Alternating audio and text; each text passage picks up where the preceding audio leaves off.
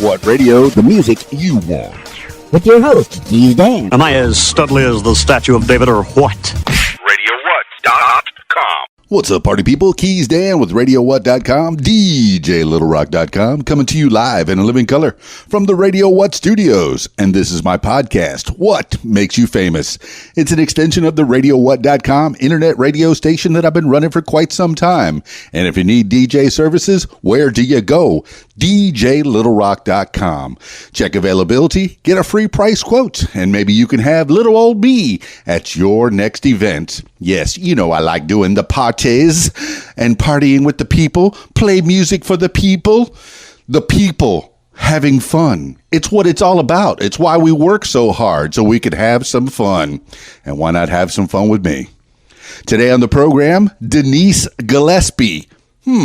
Gillespie. That sounds like a familiar name. There might have been another Gillespie in the podcast feed just a little bit ago. Check up on that. Denise Gillespie. She works with horses. And that's about all I'm going to tell you about that right now. We'll find out more about Denise Gillespie. This week's shows, well, it's Thursday, so I'll be at the Old Post Barbecue in Russellville, Arkansas tonight. It's a costume optional party at the Old Post Barbecue. Have some good barbecue, have some fun, drink some drinky drinks if you feel up to it, but I keep it family friendly for the kids. You know, it's a good after school treat at the Old Post Barbecue. And I say costume optional party. We're getting pretty close to Halloween. It is October.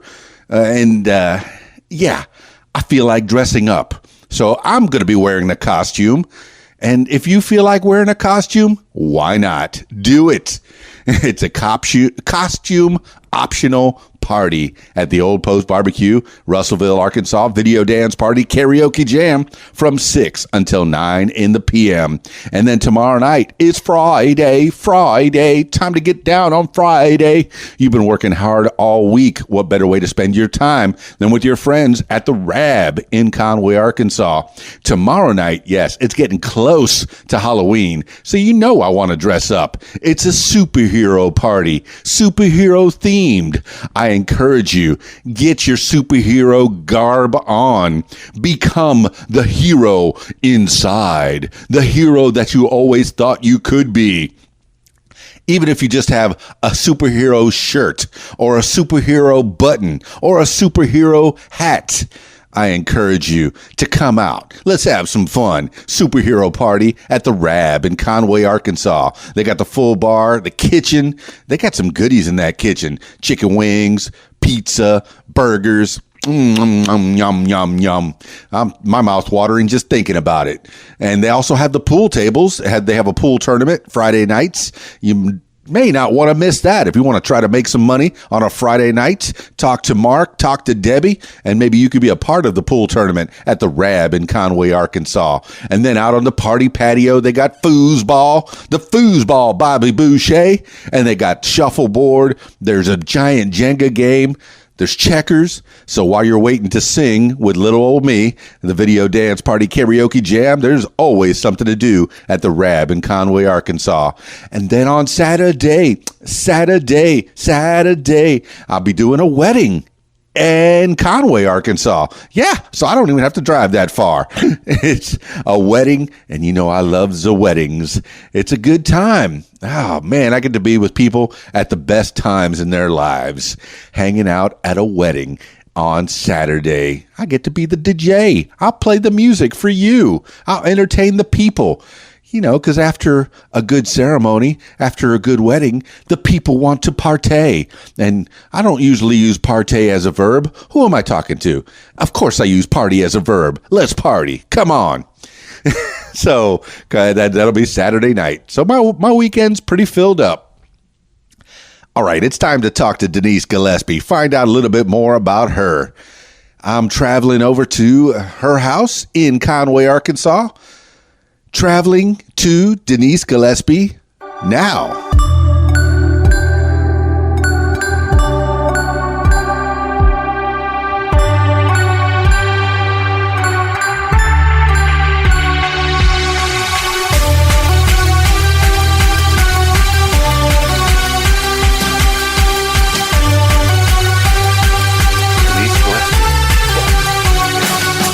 name sounds familiar. I feel like there was a Gillespie on this podcast maybe 2 weeks ago.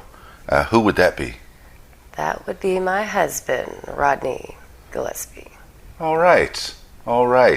So we're hanging out in your home in Conway, Arkansas, and there's really no way to begin this except at the beginning, I guess. Who is a Denise Gillespie, and who was a Denise Gillespie before she was a Denise Gillespie?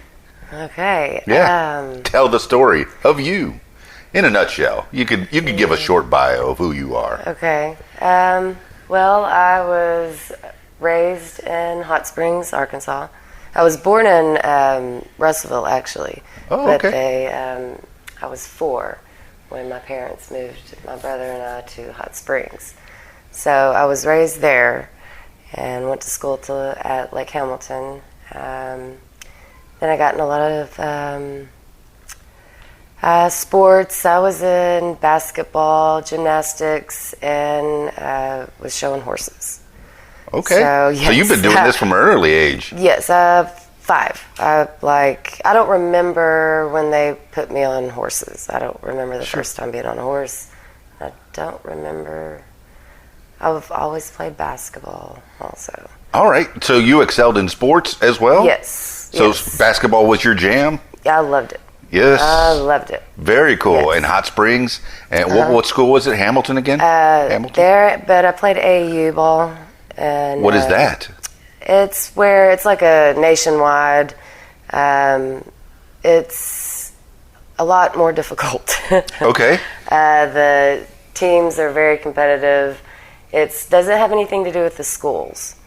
It's my dad actually started the Ball Hogs, which is a really popular team.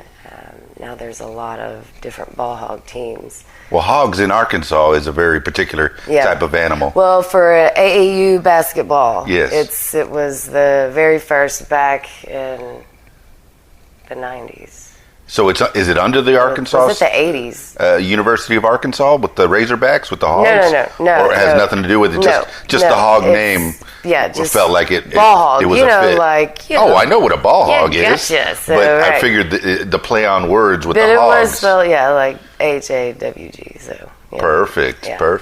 So. Well, it makes a lot of sense. Right. Well, you say you're from Russellville. Funny, I'm in Russellville every other week. I know that town better than I know Conway, Arkansas, because I'm at the Old Post Barbecue. I do a karaoke show there on Thursday nights. Well, that's where I ended up moving to, down the road. Oh, okay. When I was in my 20s. Well, and I like the way that I mean, not that I don't like Conway, Arkansas. I'm very happy to be living here. It's a very nice place to live. But the way that Russellville is set up, it's all north and south is Arkansas Avenue, and then east and west is west of the Mississippi, and north and east of the Mississippi are the names of the streets, and then ABC going north, and 1, 2, 3 heading south. There's well planned. Right. Well planned. Yeah. So, all right. So, growing up in Hot Springs, Arkansas, which is about 2 hours south of. Maybe 2.5 hours south of Conway. About an hour and a half if you go through Little Rock. But okay. Yeah, if I go the long way, it would take a little bit longer. Right. So Hot Springs, growing up, you're in sports and AAU. You say your dad came up with the Ball Hogs. Mm-hmm. What else did your dad do? Well, he was the manager of Terminex back then. And then he just did that because he loved basketball and he wanted, his kids to be able to excel in it. And he did a lot for the community. So he did a lot of good with the Ball Hogs in general. Yes. So we did a lot of traveling. I got to see a lot of the nation because of AAU ball. My brother, they were, national champions and all kinds of stuff. So there's a boys team and a girls team, or is it co-ed? Yeah, well, no, it was just boys. Yeah, no, I mean it's boys team and then girls team. Okay. Yeah. And you're all called the ball hogs? Were you called the lady hogs? No. Or no? No. All ball hogs. All ball hogs. I didn't like to be... Right. I mean, I wanted to be one of the boys. Yeah, that's the latest thing is people don't want to be distinguished between male and female. We're all the same. I don't know. Yeah. I don't know how I feel about that. But right, we're not the same, but anyways. yeah, women can do so much. They can grow a whole child, but that's a whole other story. Right. So from Hot Springs, and how long did you stay in Hot Springs? All through high school? Yes, I changed schools. I went from Lake Hamilton to Jessieville. I moved to the Hot Springs Village in 7th grade. Hot Springs Village reminds me of the so Florida nice. Keys. It was so nice. I'm from the Florida Keys, and when I went and I saw Hot Springs Village, where it's built, it's like a city on the water with all these boats, and I was like, wow, private lakes, that looks great. I mean, golf courses. It was awesome. So Dad did well in the Terminex business, didn't he? Yes. Okay, because that's a hard job. Pest control, it seems to some people is just, you just get a can of Raid and spray it. Yeah, no, you got to be in the crawl spaces. Yes, you got to he dig. busted his butt and worked his way up, because he was really poor, growing up. And he built everything from the ground up by himself. So is Terminex a franchise? Can they do that, or is it? There's Terminex International, but when it changed to that, he started working for an insurance company. Okay. And then he was a manager of an insurance company. Sounds like a little bit of a cleaner job where you don't have to be digging into dirt too much. Exactly. As he got older, I get it. So he ended up becoming a manager of that and then doing even better in that. So that's great. Everybody needs insurance, people. Yeah. And that was before the, recession. So before 2008, then, yeah. I guess. So is he still around? During the recession, he switched back to pest control. Okay. And so now he's a manager of West Pest. Very cool. Bragging on Dad. Yeah, he's awesome. So is Mom. Mom's awesome. Well, that's what I'm saying. That's where we're heading now. Brag on your mom. How was she growing up? What did you learn from Mama? A lot. She was a professor herself, so she was always correcting me.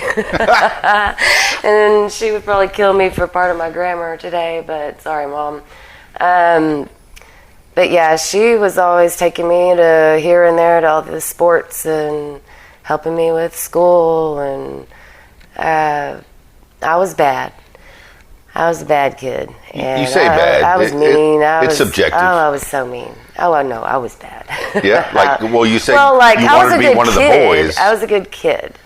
And then, when I turned 12, I guess it all changed. Okay. Well, before that, you were a good kid. What changed at 12 years old that with hindsight, you could see the pattern? We moved. I was mad because I liked Lake Hamilton.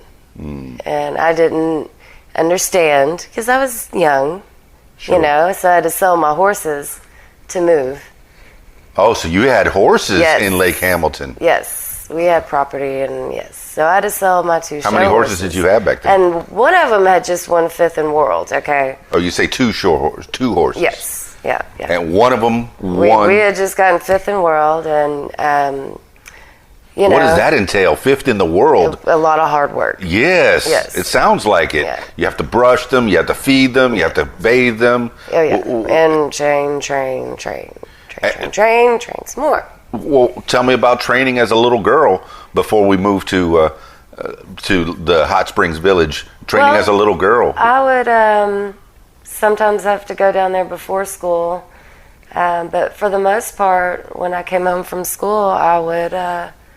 always get my training done for whatever sport I was doing, and I love doing it. So at that time, it wasn't like, my parents didn't really have to make me go practice basketball or the horses. I wanted it.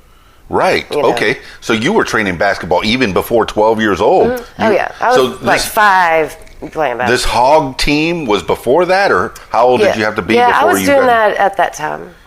With the ball hogs? Yes. Oh, all right. And I was a gymnast. And a gymnast as well.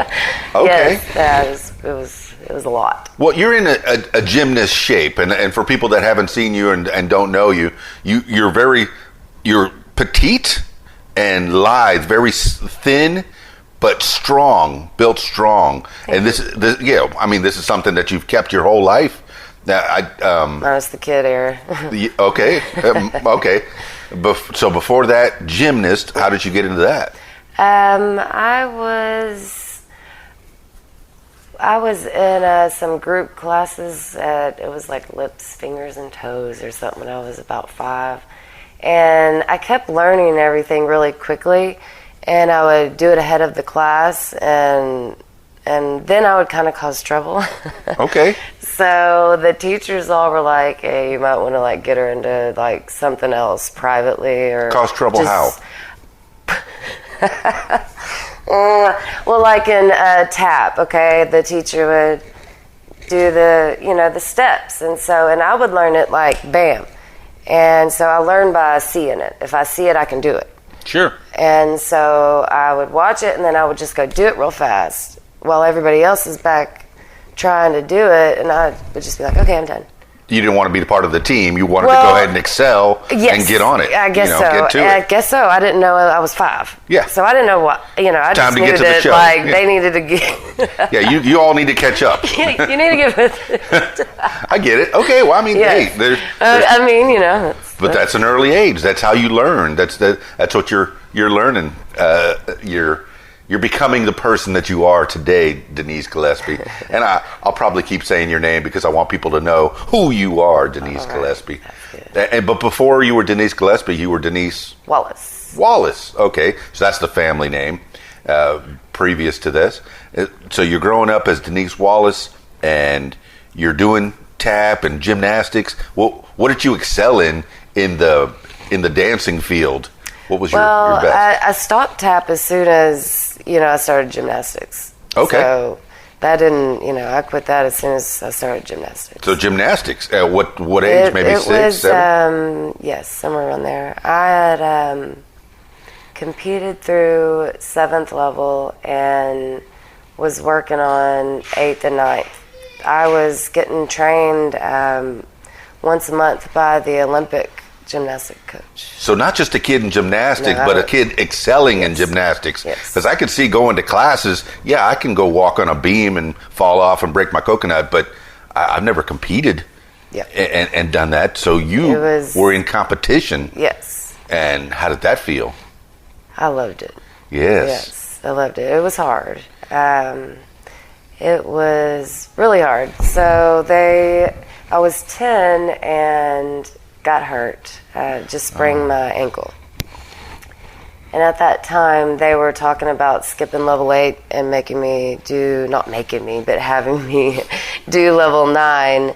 And, then it's 10 elite in the Olympics. And so they had already had this plan for me, to be on the Olympic team by a very young age. Like, I would have been the youngest at the time. But you hurt your ankle? Yeah.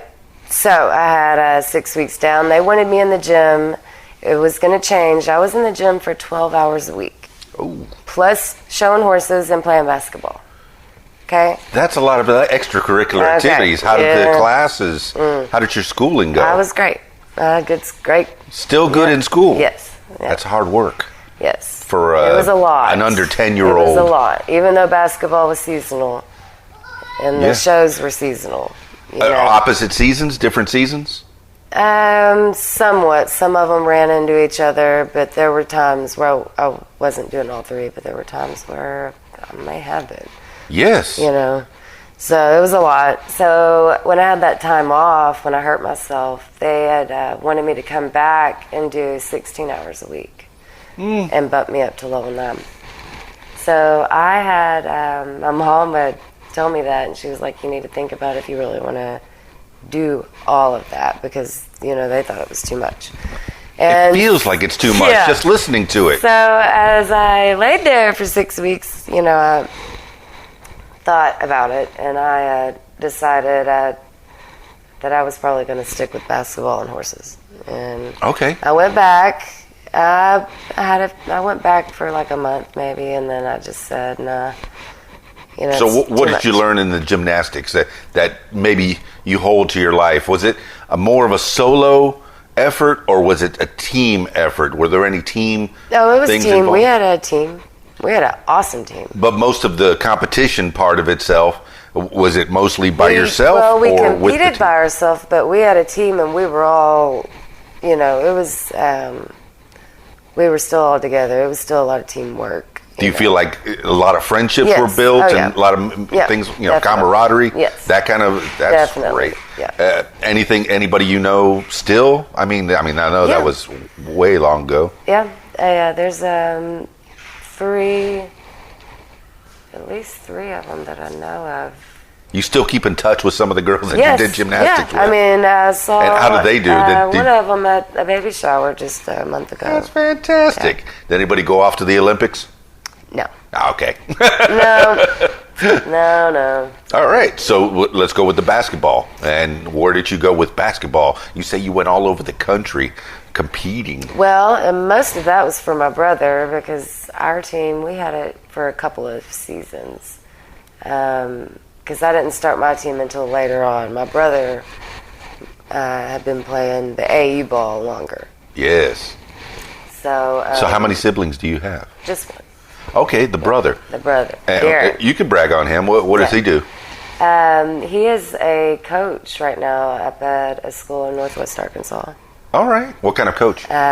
He coaches basketball. Seems like there's a lot of coaches And in your life. tennis. And, right? My dad, I know. My husband, Yes. my brother, me. Yeah, there's Yeah. there's a lot of coaching, It's a lot of teaching. sports, a lot of teaching, teaching and coaching. And mom, teacher. Mom, exactly. Yeah. It seems like once you learn a skill, you want to teach that skill to someone else. And that's a great thing. Yeah. That's what we should do, is build each other up. Right. And once you know something, don't keep it to yourself. Oh, if I tell them, I won't be as valuable. Well, no, you will be. You'll make everybody valuable. Everybody needs to be educated. Right. That's one thing. I could go a little political in this country. If everyone was built up, to where everybody had education or had the same opportunity to get an education, the world would be a better place. Yeah. Right. We need to get educated because there's too many ignorant people. Yeah. And yes, Mom, I'm sorry. To your mom, I'm sorry I said ignorant because I said it that way. So the parents are still around? Yes. Yep. When they had moved out of Arkansas to Tulsa when my dad switched jobs, and so she eventually, she switched also. Oh, okay. Not a professor until to what? She was also the head of the health and science department at the National Park Community College in Hot Springs. So now she works for a hospital administrative company. So she flies around the nation, basically telling hospitals what they're doing wrong. And what they need to be doing right. So it's pretty. That's usually the case. Cool the boss job. is always telling I mean, you don't have to deal with the boss until you're doing something wrong. Right, but I'm real proud of. It's a good job. I believe it. I believe it. I'm real happy for it. Of course, she has to. She does a lot of flying and traveling, so it's a lot. Yes. So she's. Is it primarily through the middle south states, or is it all over the country? She goes up to New York and the East Coast. Mostly. Is it one system of hospitals? She usually doesn't go to the western part of the country. Is it one system of hospitals that's located here? Or? It's different ones. Different. Wow, that sounds like a lot of responsibility. Yeah. Go mom. Yeah, go mom. Yeah. All right. And then dad's still in the pest control? Uh-huh. Yep. Go Same dad. company, yeah. Fantastic. So we're getting to, okay, you're still doing basketball, you're still doing horses, gymnastics, not for Just you. stopped, yeah. And still in Hot Springs. And then you said 12 years old, you moved. and you started becoming a bad kid. How so? Well, new school and new friends. Okay. You know, so I got there, and I guess I can be. I don't know. Well, I mean, we've already established that you develop long-lasting friendships. Even the ones in Lake Hamilton, Yes. you still know a few of Yeah. those gals. Yeah. Oh, more than a few. Yeah. Oh, yeah. I mean, so Hundreds of them, yeah. you're a person that develops long-lasting Yes. friendships. I prefer to. And so, all right, and I don't want to dwell too much on you being a bad kid, because you're not a bad Right, kid. well, just, it's a growing era. It's a growing thing, and I rebelled. Shoot, just moving from Miami to Fort Lauderdale. I rebelled. I felt it was only a half hour away, but I lost all my friends in Miami. Yeah. And you feel that. Yeah. And I still remember all the friends that I had only a mere half hour away. And that's about what Lake Hamilton and Hot Springs Village is. That's all Not it too was. far away, right? That's right. It was just different. And I had to sell my horses now. That's the bad part. That was the thing. Yeah. So, to me, my life is over. Not really, but, Oh, at 12 years old, that's it. It's done. Yeah. So I just fell into I'm in the wrong crowds. Those are my friends today, and I love them. Okay. But to that school, I guess, whatever. Everybody knows it's the truth out there that hears me, so.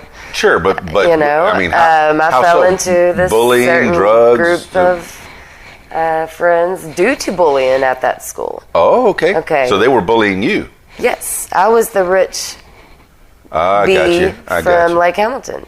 The blonde rich bitch from Lake Hamilton. So they don't have that. That's what they said. They don't have that in Hot Springs Village. They're not all ritzy over there. It feels like it.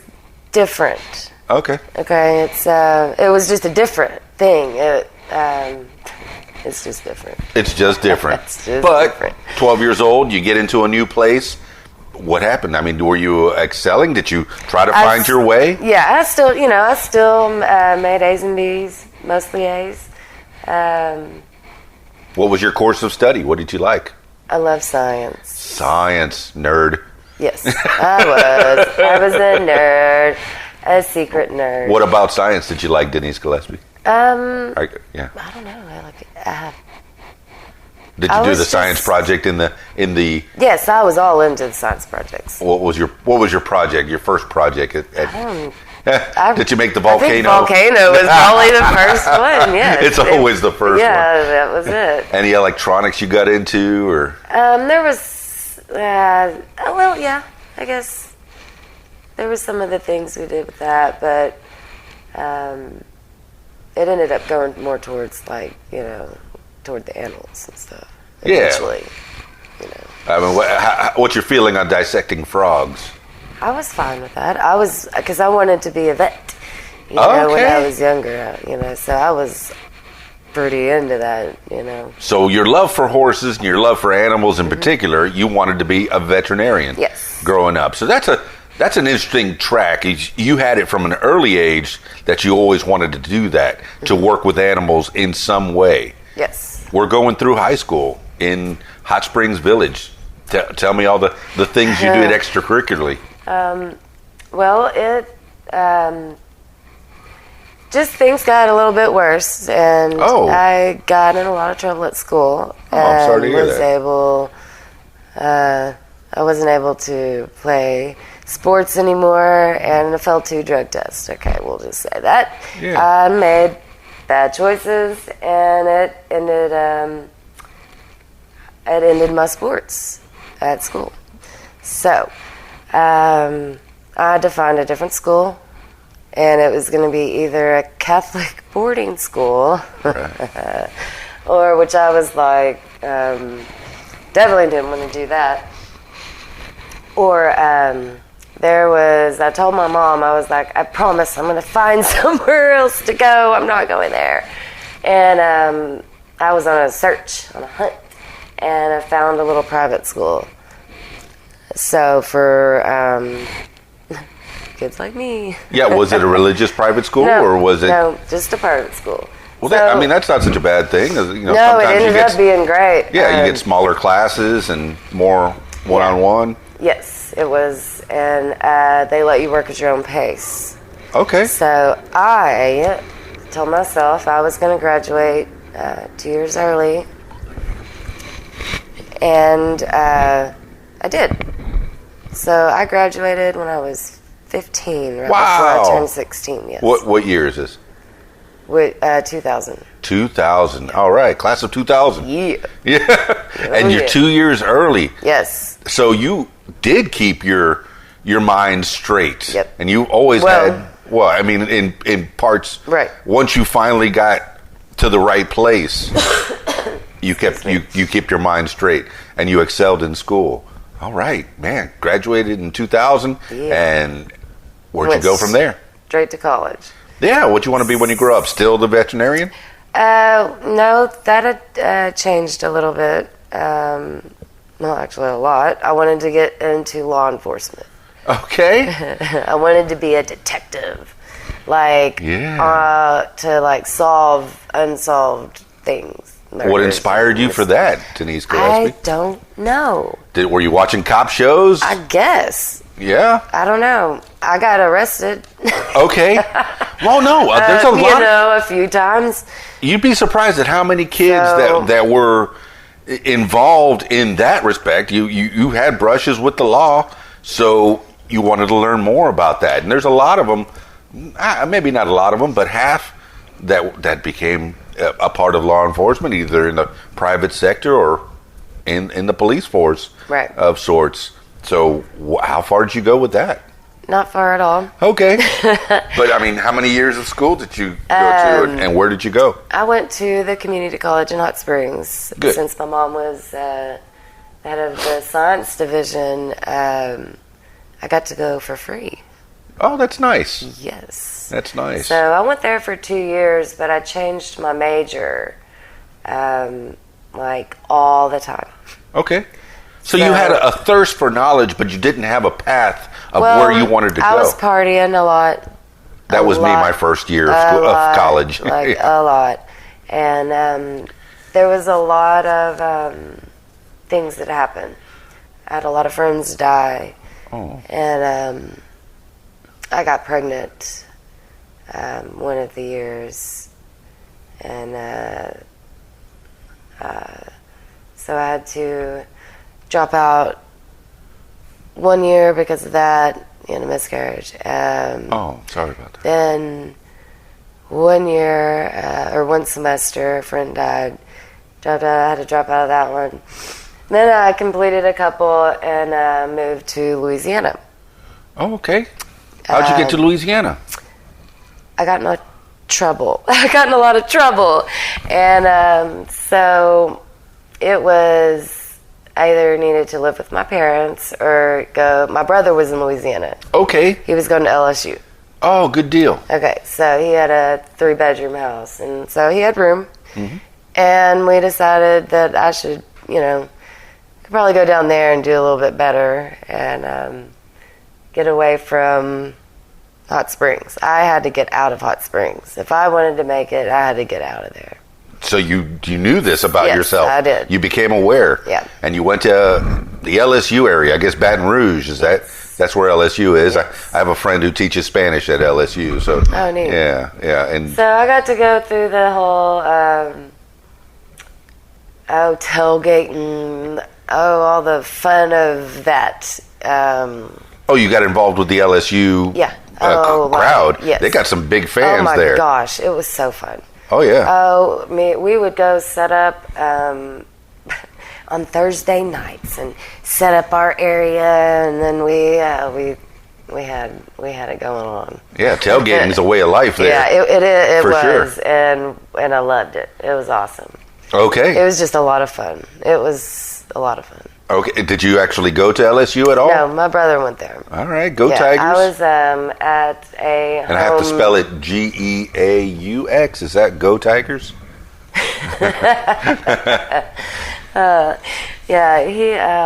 He went there, but I was at a home decorating school. Home decorating school. So, new thing again. Well, you've decorated your home very nicely here. I'm thanks. sitting in your living room. Kind of not done. So Conway, Arkansas. No, it's a beautiful house. Oh my goodness, yeah. So you went to decorating school. How far did you go with that? I was there for about a year. I was going through a lot of legal things. I was looking at prison. Okay, so I had gotten 3 DWIs in 2 years. This is from your Hot Springs? Hot Springs. This is right before I Nothing in Louisiana? No. So you were on the up and up by the time you got to Louisiana? Right. But you were still battling those problems that you had? Yeah, more almost in Louisiana. Hang on. Okay. Continue. So the arrest, a lot of arrest in Hot Springs, a lot of bad, whatever. So I was looking at going to prison, and it's, supposed to be automatic year in prison if you get 3 DWIs. And they charged me as an adult, even though I got them when I was 15 and 16. Oh, yeah, okay. So it's whatever. So I was going through those things whenever I was in school in Louisiana. So my attorney told me I should probably go to rehab. Mm-hmm. And we were pushing off my court date. So I moved to, I went to rehab for 3 months. Good. How was that experience? Well, I went in thinking I was going to be sneaky and that I was just going to fake them out and that I was going to just fake the court systems out and that afterwards I was going to party again, But once I got in there and after 6 weeks of detox and everything, it was a great place. They saved my life. Good. They saved my life. So I got sober. Good. After that. All right. Yeah. And moved to Lafayette, which is just right, there by Baton Rouge. Mm-hmm. And that's where your brother lives? Yes. So I was just an hour from him. Okay. And I had made a lot of new friends in rehab that were from Lafayette. And that were from other places, and we all decided we were going to move to Lafayette. Oh, so you moved to Lafayette before you got with your brother? Or after. Oh, okay. Yeah, I was in Baton Rouge for a year, then went to rehab for 3 months. In Louisiana? Yes. Okay. Yeah, but it was still tied in with the Arkansas court system. Okay. Yeah. I was just staying away from Hot Springs, so I didn't get arrested again. Good. Sounds like a good choice. Yeah. And so after rehab, I moved to Lafayette. All right. Yeah. And Lafayette was the bad crowd? No, or they were good. kids from we were all rehab sober. We were all sober. I got back straight into church. I was going to church 2 days a week. It was great. I was sober for the first time since I was 12. Very cool. Yeah. Yes. So I was Denise Gillespie 20. on the up and up. Okay, it was, I started doing drugs when I was 12. Now, you say you went to church. Was the rehab faith-based, I guess? No. Okay, but you started going to church. Was that something you did as a little girl as well? My parents raised me in church. Yes. Oh, okay. What kind of church in? Well, I was raised Baptist, but I go to non-denominational.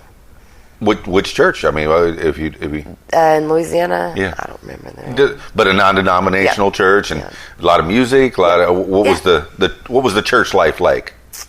It was good. I mean, everybody hung out and there was a really big group that, was sober. So they had a lot of stuff for people like that. All right. So there was no judging, it was good. That sounds good. It was needed. It sounds like you had some good fellowship there. Yes. A good spot. I mean, if you're devoting 2 days a week, it must be something good. I still have, when a friend of mine, Brittany, hope you hear this, she's I made a great friend in there. So, very good. Yeah. So Lafayette, anything else in Lafayette that you did? No, I went to school there. And what are you studying there? That's psychology. I changed to psychology. That was my first love. It was so, oh my God. I got my classes, I was like getting 100 in them and stuff. I loved it. It was great. But then... What did you learn psychology-wise? A lot. How did it help you? Well, just a lot about... I'm a pretty observant person, so... I don't know, it just helped me understand a lot of people. Yeah, I learned just enough to mess me up the rest of my life. Right. You know, right, yeah, and myself. Yeah, too. now I you're thinking question about everything. people. Well, am I? Why is she sitting like that? Why is she standing like that? Yes, Are we good? yes, it does. Everything good? It does. It did. Yes, it did. Well, I notice your, legs are leaning toward me. I'm leaning towards you. I'm really interested in your conversation. So here we go. Yeah. I mean, reading body language, I'm in it. All right. Denise Gillespie, we're in Lafayette. Yeah. And you're back in school. Psychology. How far did you go? Well, it was the second semester there, and one of my best friends died. Why? How? Ooh. It was Sam Campbell.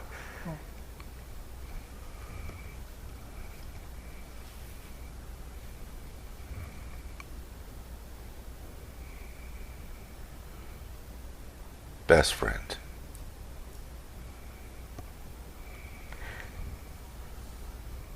And I still obviously have a hard time with it. He was he was a good friend to a lot of people. He had, the week before he died, I came out, he was living in Oklahoma and I was in Louisiana. And we both went to Hot Springs the same week and we didn't know it. And we ran into each other at a party.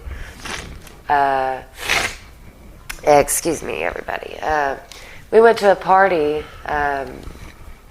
in Hot Springs, and I saw him there, and I relapsed. So that week, and I relapsed a couple days before I saw him. I relapsed the very first day I got to Hot Springs. I relapsed. It was stupid. There's a reason to stay out of Hot Springs. Right. I mean, as soon as I almost got to that dang city, I was like, oh, crap, here we go. And, so it like the whole town threw a dang party because I was showing up, So anyways, I relapsed, and then there was a big party, just in general. A lot of people were at. So I saw Sam, and we were all catching up and everything, and we ended up hanging out. And then we ended up hanging out Thursday. Then Friday, we had gone up to, there's Mount Riante. Everybody in Hot Springs knows about Mount Riante. You go to the top of Mount Riante and you hang out. Whatever, you hang out. And so we went up there and we were chilling, catching up on whatever's been going on in life. And so after that I had to go because I was going to finish school. This was the semester I was going to finally get my degree, this was it. Yes. And I was going home and I got a phone call. Back to Lafayette. Yes, back to Lafayette. And I was on the interstate going, it was in Louisiana. And he called me. It was like 9 o'clock at night. And he was like, Denise, he was like, come back. He was like, please. He's like, nobody's here. I'm bored. Come back, hang out.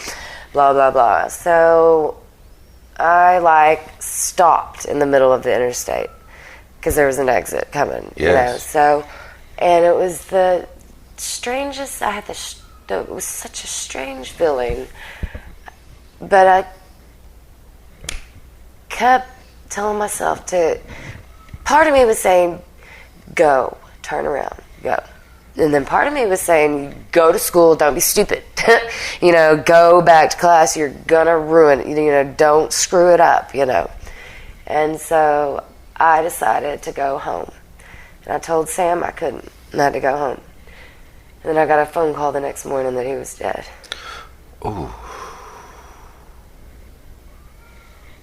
I could see why you cried.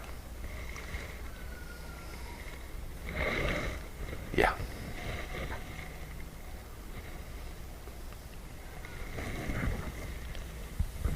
So this is a friend from, how long have you been friends? Well, his brother, and he and his brother, me and my brother, we were all close because Sam was my brother's age. Yeah. So they played ball together. So we, since Jessieville, because they started there when we did, and so they fell into the crowd that I did. Right. So we all just real close friends. And so, quit college. Wow. Yeah. Did, that was, that. What year was this? That was 2005. 2005. Or 2004, I'm sorry. 4, okay.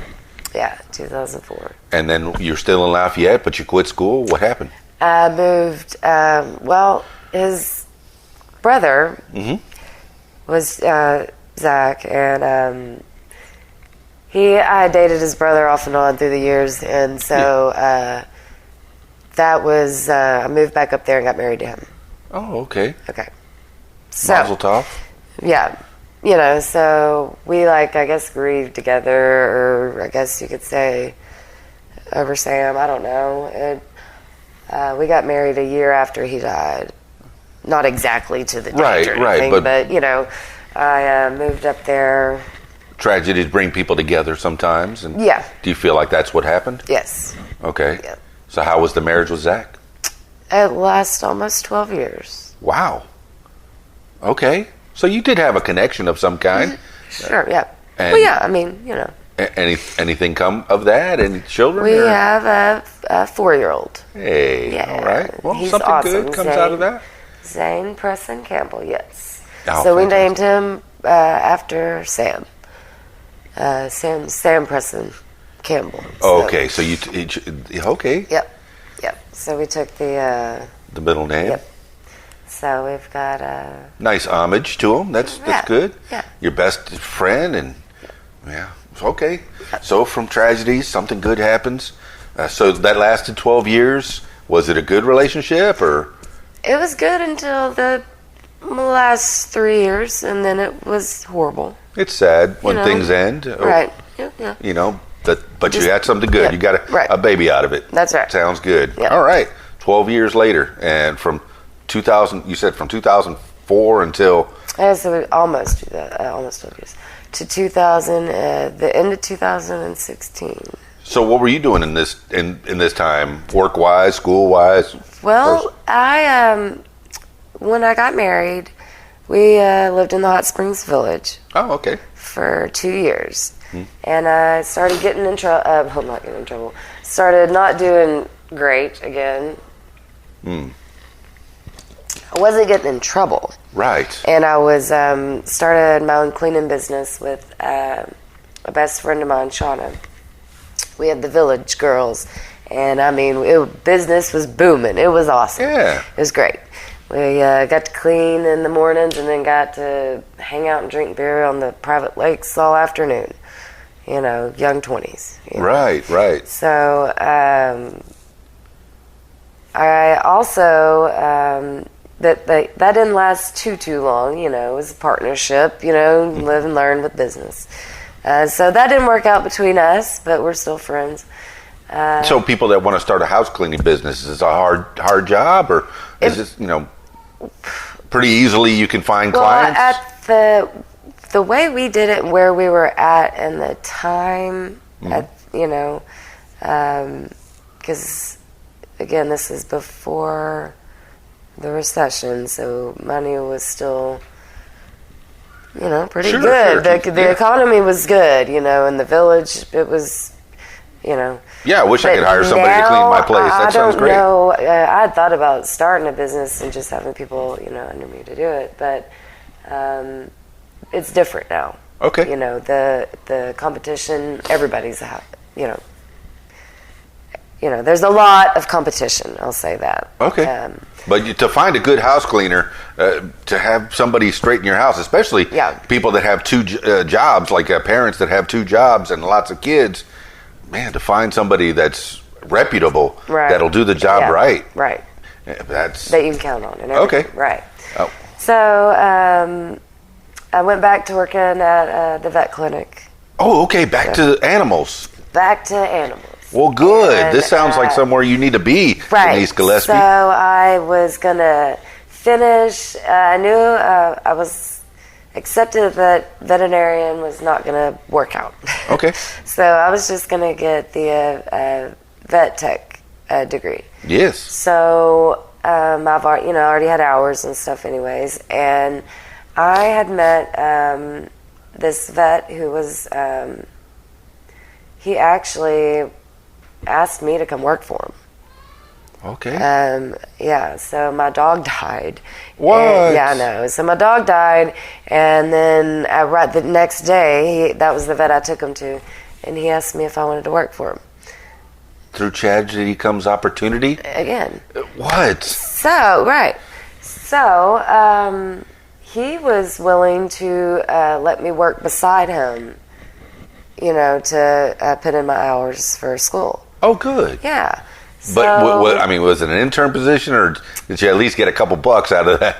No, I still got paid. Oh, yeah, but you still got the hours. I got my regular that's pay fantastic. and was going to school at the same time. He really helped me out. Dr. Super. Bob, I'll have to give him a shout out. Go Dr. Bob. Yeah.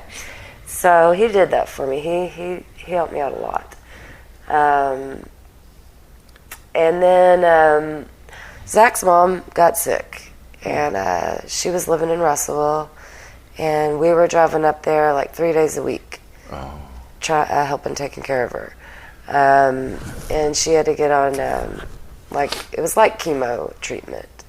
And so she had to get on treatment again. Oh. So we decided we needed to move up there. Yeah, that makes sense. Yeah. But you had to say goodbye to Dr. Bob. I did. Oh. I did. So, and I couldn't find anybody to do the same thing he did with the school. Right. But I did start working for a vet when I moved up there in Russellville. I think I can. There's one on 14th Street. I know there's a few. There's a few. Tina Spencer. She's the one I worked for. Okay, I don't know where she's at. She's awesome. Yeah. She's into horses too. Oh, that's cool. Yeah, so she, I worked for her for a summer, and then I met the person that was boarding my horses.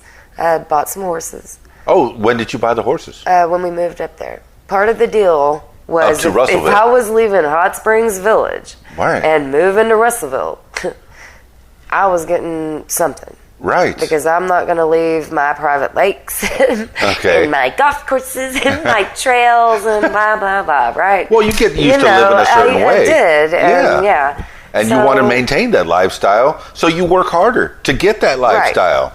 Right. And that's not a bad thing. Right. If you want to live a certain way, you need to work. And work right. And you get it. So now that you're an adult, what does it entail buying a horse? I've bought a dog before. I've even gotten a kitty cat before. But buying a horse, it entails a big old Christmas present from Mom and Dad. Okay. And that's So your mother and father helped you out to get they do. One horse, two horse? It was one horse at the time. Right. Yeah. Very cool. Yeah. And how much is a horse? This one, she was a 3-year-old. She was wild. She was bred really well. She was $2,300. Okay. It's not a small investment in an animal. Right. But there's so much more than just the initial payment. Right.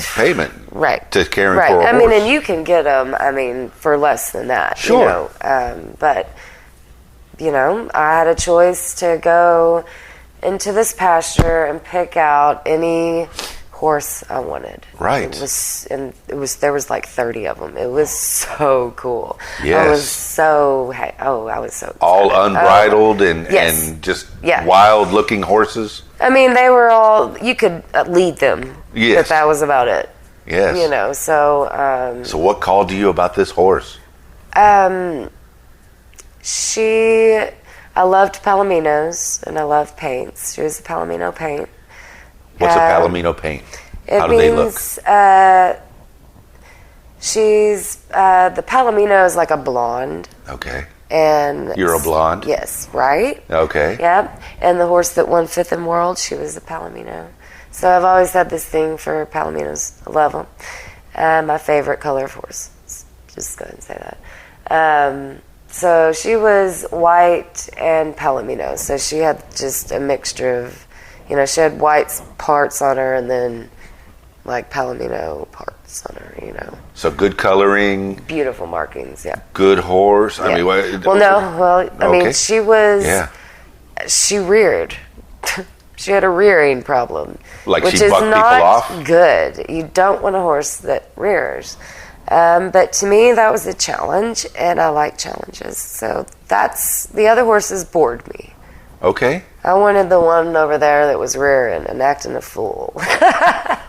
Okay. Yeah. It sounds like a parallel maybe with your life. Maybe. Where you had reared at some points in your life. You finally got on a good track.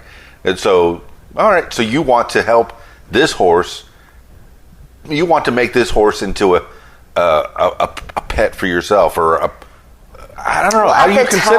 What do you consider a horse? Is it a pet? It is your or a partner? It is your partner, a companion. It's a pet, yes. But there are a lot of things. Yeah, they don't lay at your feet while you're reading the newspaper. Right. Wait, who reads the newspaper anymore? Okay, while you're looking at your tablet. Yeah, there we go. Some minis might do that though, but yeah. So you got this horse in 2005, this would have been 6, 2007. You moved to Russellville, and then is when I moved. Yes. Okay, 2007. You moved to Russellville. You get a horse. What's the horse's name? Chantel. Okay. Yeah. And then what are you doing for work at this point? Nickname was Tellbell or Telly. Tellbell. Yeah. I like it. So, what kind of work are you doing at this point? At first I was at the vet. 2007. Yep. Yeah. And I had her out there, and then. Oh, the vet. You were able to keep the horse at the. No, I had the horse out at the boarding facility. Oh, okay. See, that's an expense there. Yes, it is. Yeah. So because of that, I was talking to the man that owned it about me giving lessons there. The boarding facility. Yes, because I started thinking I wouldn't mind maybe giving riding lessons. That sounds great. But who's going to listen to a 23-year-old? But had you been riding before and doing horse competitions before? Yes. We really didn't get into that. You were doing horse competitions the whole time. From the beginning, from 5 years old? Well, the competitions started when I was 9.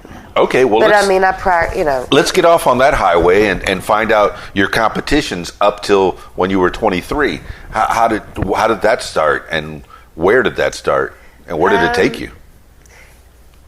Well, that changed a lot of stuff with that too. The horse that got 5th in world, that was a halter horse. Yeah. What's a halter horse? So those horses, they're not broke yet to ride. Well, I mean, some of them are, but she was only 2, so she wasn't broke yet. I secretly broke her in my barn without my parents. What does that entail? What's broke? And I've heard of the term green broke too. So maybe you can go through some of those terms. Being trained where you can ride the horse and without, that it's not going to go bucking and running off. Gotcha. Green broke is a horse that has had somebody on him a few times maybe, but that is probably going to, throw a buck here or there, and that possibly will just take off. Oh. So they're not finished being trained yet if they're green broke. They're very fresh. But and then I guess the cowboy movie I saw, green broke, they might be a little faster. Maybe. Yeah, because they're not trained to keep their pace. Because you have to train them to stay steady. Okay. So you've been trained from an early age to break horses. What I guess breaking horses, is that riding them Yes, until training. Yes. training them, Yeah. walk with them. You have to start on the ground, get the trust. You do a lot of different exercises on the ground. And then you introduce the saddle and equipment, and then you start putting weight in the saddle, and eventually you end up getting on. And Oh, so you put like bags of something heavy? Sometimes people put 50-pound bags of rice up there, just to see what they do. But it's not always necessary. I've never done that. So you've just jumped right on it. Well, I mean, you barely weigh 50 pounds anyway. Gradually yeah, right. And probably back then you were probably close to a 50-pound sack of Whenever I rice. was 10, secretly training that, the little horse. No rate. That was crazy. Well, But, tell me how crazy that was, training a big giant horse. well, we had such a bond. The horse never did anything wrong. And after I sold her, the man ended up calling, because my parents caught me training her. They freaked out and they saw me. Was it kept on your property, the horse? Yeah. How could they not find out? Well, because I found a spot where you couldn't see me and the horse from the house. So I got on the opposite side of the barn. Okay. And was training her, so they couldn't see me.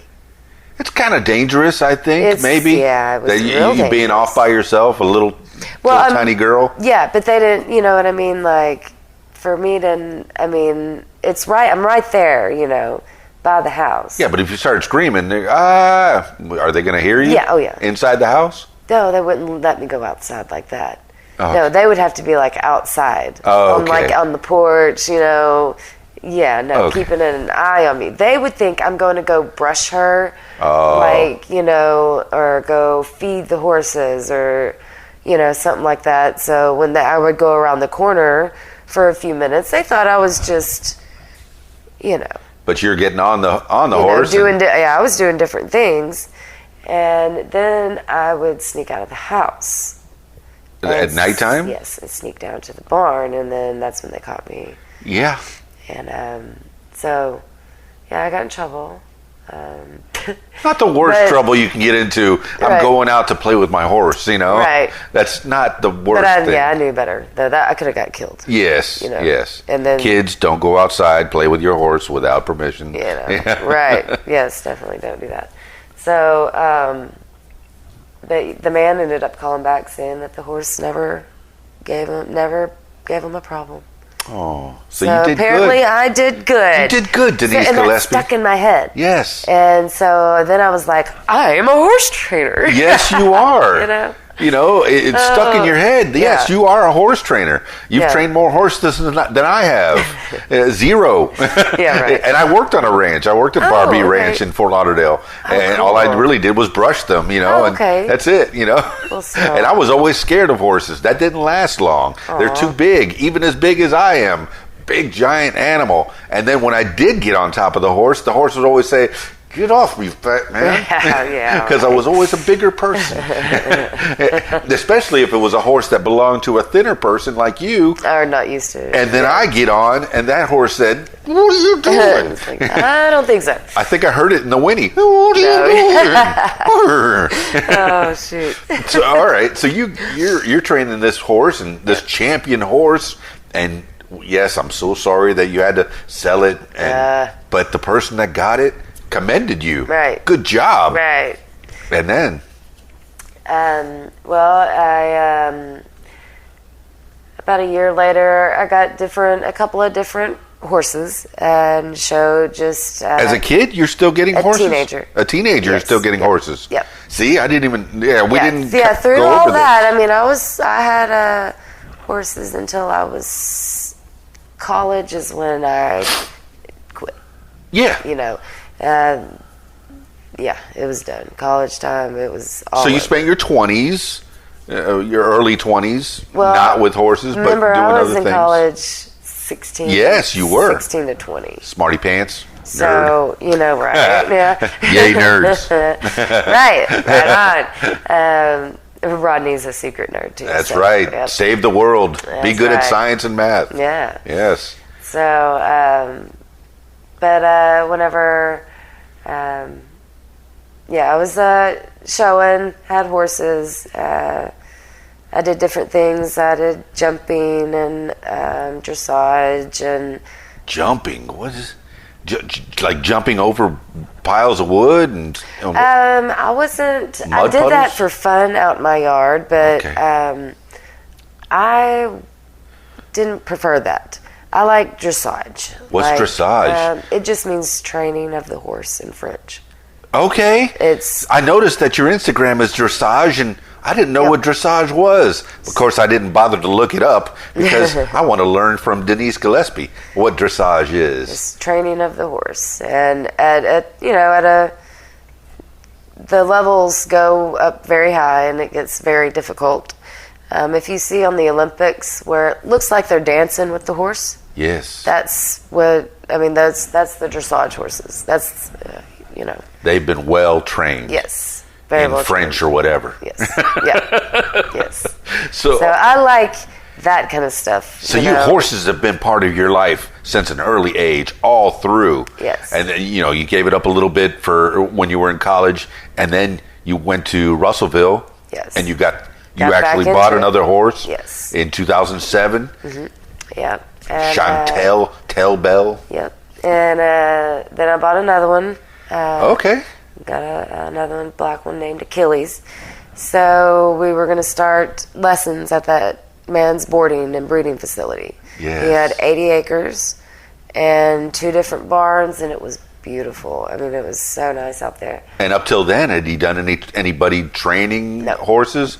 You No, just no. offered him this, Right, yes. And you said, "Hey, I'll do this," and he was Yes. like, "Wow, great Yeah. idea." He thought about it, and I told him, I said, my students will bring their horses to board here. I'll have students that'll breed your stallions. I'll buy some of the, because I bought probably 5 or 7 horses from him myself, What? Yeah.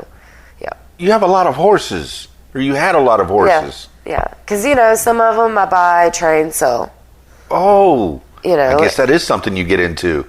Buy, train, sell. Yeah. And when you buy them, they're not broken. They're It depends. more wild. It just depends. But are they born in captivity or born Yeah. at the stables? Yes. Yes. And then from an early age, you're training, I guess, a smaller horse, like a pet, like a dog? It just depends. I mean, I've bought, a 5-year-old horse that was broke. It just depends on what, Are you shoeing them the too? deal is. Do you know how to shoe a horse? I don't, no. Yeah. I have a farrier. A farrier. Yes. Okay, what's a farrier? Farrier is a person who specializes in trimming or shoeing the horse's hooves. I'm guessing the FE part comes from the iron. So farrier, it makes sense that that's the word, that it comes from the iron. So yeah. you have somebody that comes in and shoes Yeah. horses. Yes. Somebody you've been working with for a while? Well, depending on what city I lived in, Gotcha. depending on who took care of the horses, So basically. we're in Russellville, 2007. You gave up the veterinary job. You go over to the stables, Yes. and you convince the stable owner, "Hey, let's do some training." Yes. How did that go? It was good. Yes. It did not take long before we had both barns full. How many horses? One was a 6 stall and one was a 7 or 8 stall. And were they empty So- before? And then he had 80-acre pastures. But were they empty before? And Yes. you had filled them up with Yes. students and horses? Oh, it's fantastic. Yeah, it was You're good. building a business, and you're helping this gentleman out as well. Yeah. That's great. It's mutually beneficial. Right. Helping Yes. each other. Yes, it was. Yep. Yes, it was good. So lessons, girls and boys? Yes, everybody. Actually, my first student, I was 23, so it was 23. very hard for me to get going. Sure. Why Why did they expect horse trainers to be a bit older? Yes. Oh, yes. Oh, yeah. Yeah. Definitely not in your 20s. Sometimes it only takes that first one Yeah. to build your business, to help you to say, hey, Yeah. that lady knows what she's talking about. And that's in it. And she was actually a trainer herself. She not an instructor.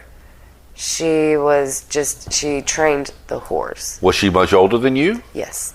And you were helping to train the trainer? Yeah, she was closer to 40. I mean, I could see it. I'm a DJ, but I like going to other DJs' shows to see what they're doing. Exactly. Train the trainer, you know? Right. Well, and she, exactly, yeah, she wanted to know more about English because she did Western. Oh, there's a difference between English and Western. Oh, yeah. That's two different types of styles? Totally different. Hit me with the definitions. Well, the Western saddle, the equipment and everything is totally different. You've got a horn, the stirrups, the fenders on the saddle are big and wide, and the English saddle, there's no horn, so there's no nothing to grab a hold of. If the horse starts bucking, you better have some muscle and balance. And because of working at the Barbie Ranch in Fort Lauderdale, shout out, I know that a horn is not a beep beep, it's a notch to hold on to at the front of the saddle for the Western style. But the English style does not. But you were training English style? Both. I do both. Train both. Okay, but what did you train first? Both. I mean, so automatic. Just you were there. Yeah. I like when I was younger, I was Western, starting out, and then I started going to my cousin. She's a Grand Prix rider, and they lived in Texas. So I started going there in the summers, and I was like amazed by everything over there. And so that's where I started learning the English. Okay. Now, English, there's no stirrups? Probably when I think I was about 8 or 9. On the English, are there stirrups? There's stirrups. There are stirrups, but there's no horn to grab onto. There's no horn, and there's about a 2-inch wide piece of leather that attaches the stirrup to the saddle versus, an 8-inch wide piece of leather. So it moves more. What are the advantages to either between Western and English? Well, if in Western, for the most part, it's more for working with cattle. So is it more comfortable? It feels like it'd be more comfortable. Not to me. No, okay. It just depends on the saddle. Every saddle's made differently and everything. I just like the way the English saddle feels. I feel like I can feel more of the horse. It seems that feels thinner, maybe a thinner piece of leather. You can wrap your legs around. You want to be able to wrap your legs around the horse so you can, teach them to move differently, and it's just way different than Western. If you were going to work cattle, you need that horn also for your lasso to, if you're going to rope a calf or something, you need to be able to tie it off to the saddle, so you can go treat the calf with, or whatever you need it for, Are those the little dogies that you're talking about? What is a little dogie? Get along, little dogie. I was never a cattle. I wasn't trained to do cattle work. Okay. So I was trained to ride Western show. Very fancy. So Sounds fancy. Trail or pleasure or no. I've been on plenty of cutting horses. And, what's a cutting horse? They work cattle. They're really fun. Yeah. They're fun. So you've helped to train those horses. Or been on those horses? I've started those horses, and I've been on them for fun. Because they're to me, that's just fun. A workhorse. Well, no, dressage horses are workhorses too. Okay.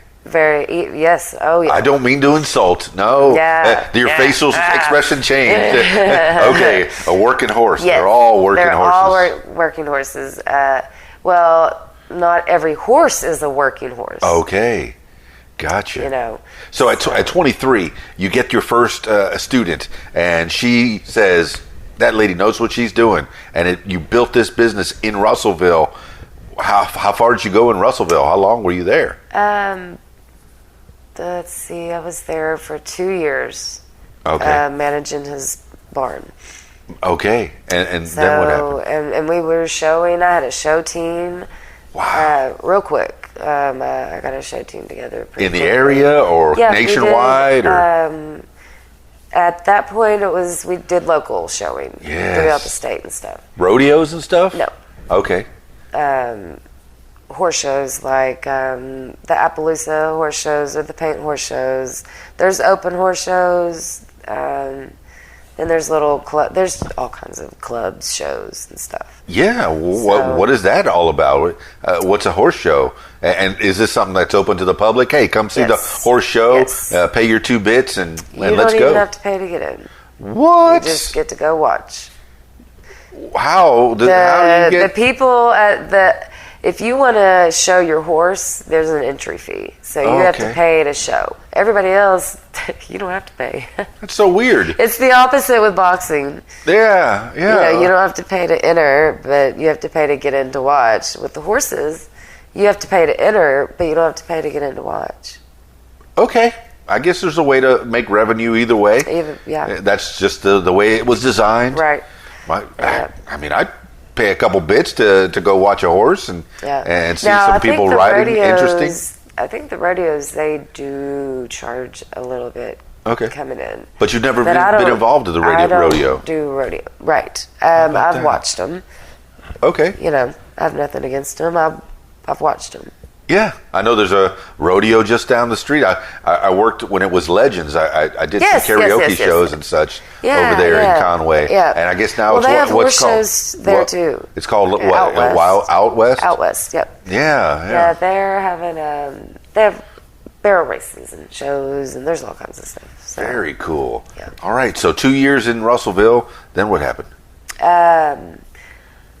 The place I was boarding my horse at, they got in a divorce.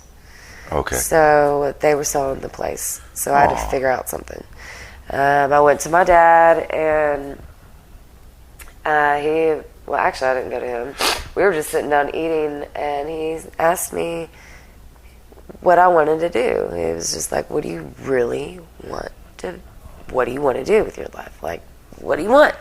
You know, and I'm 25 at the time. 2009 He's or like, so. get it together, right? You know, and I was vice president of the paint club at the time. Oh. Yeah, 25, which was Paint club is the Arkansas Paint Horse Club. paint horse. Paint horse is what? It's a club. They put on horse shows. It's Is it only painted horses? they have open classes too, but yes, it's for the American Paint Horse Association. Okay. And then each state has a club. Cool. Okay. So I was the vice president of Arkansas's club. So you're at dinner with Dad, Mom, I'm Yep. guessing? Yeah, with Dad only. Oh, Dad. Yep. Okay. What do you want to And, do? What do you want to do with your life, Denise Gillespie he or was- Denise Wallace. Campbell. Campbell at Campbell that, at the time, At that yeah. time. Okay. And so I was like, start crying, and I was like, I want to be a horse instructor, you know, and I want my own place. And so I got a little bit of an early inheritance and was able to get my own place. Oh. Yay, parents. So Yay, Dad. I had to clean up my credit, though. I got my, I did get my own house. You know, I had my own house built and everything. So yes, I mean, In I Russellville? did my own stuff. You know, to a point. It wasn't all mom still and in dad. Russellville? We got the land in Pottsville. Pottsville, yeah, just outside of Russellville, Arkansas. So it was 30 acres. Very and so we built the house out there, everything. It was nothing. It was just a nice piece of property and a big pond. Okay. And so Built a house, a barn, built everything. a barn too? Yes. And how many horses? I don't know. How many did you have at the time? Oh, you don't even know how many horses you had? Oh man, we had. Well, that's ritzy. Well, no, it was. I don't know how many horses I have. I had like 3. I had 3, and then the mother-in-law's horse. So 4, but then I had 3 of my students' horses at least. Because we had people, that place, you know, they were selling it. Yes. So there was a lot of people that had nowhere to take their horses. And you built a place. How many stalls did you have? Do you know? I just built a 4 stall. A 4-stall to start. I wasn't Okay. going to go over the top. Right. And, plus Well, that's have enough the for your money. 4 horses, I guess. So I was going to. Well, not all horses are stalled. Oh. A lot of them just stay out in the pasture. I did not know that. See, I'm learning from Denise. Yeah. So just for it was usually just show horses, or I would have some people bring show horses in, like in the spring, to stay for 3 months, and I would train them every year, and then they would go finish their show circuit. So those horses would stay in there. So I didn't need anything really big yet because I was just starting. Yeah, but you were getting a little income from that. Oh yeah, I mean I was getting, by the second year I was good. I mean Making a living. Yes, I was making a living. Good. Yeah. And then husband Zach, but the point, what was he working?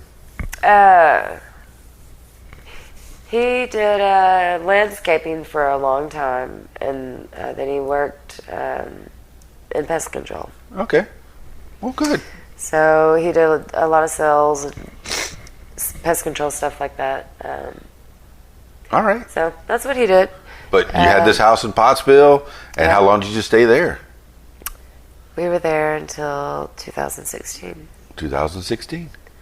And then that split up, and Yes. I left in December of 2016.